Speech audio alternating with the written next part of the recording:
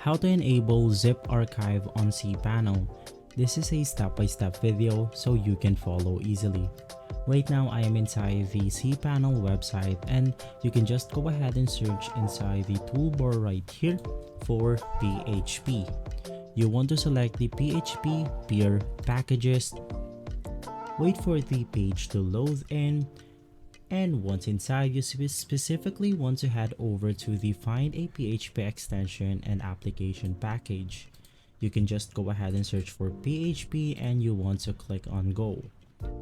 Right after that, it will now go ahead and take us to this page right here where we can then go ahead and install the Ziparchive.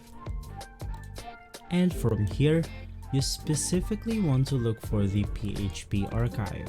Go ahead and click on install and wait for this specific extension to install.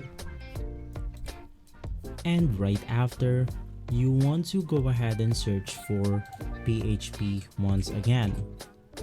You want to go ahead and click on the select PHP version. And from here, you want to scroll down and you want to make sure that the zip is enabled. So if this video has been helpful for you, please consider by liking and subscribing. I'll make sure to see you again next time, and as always, thank you.